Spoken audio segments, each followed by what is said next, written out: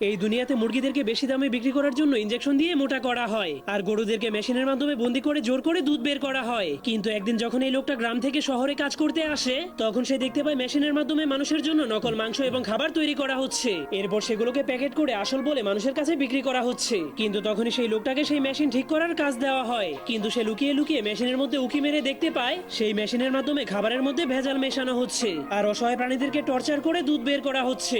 এসব দেখার পর তার অনেক খারাপ লাগলেও সে কিছুই করতে পারছিল না, কারণ একটা রোবটের পাখি সবসময় তার দিকে নজর রাখছিল।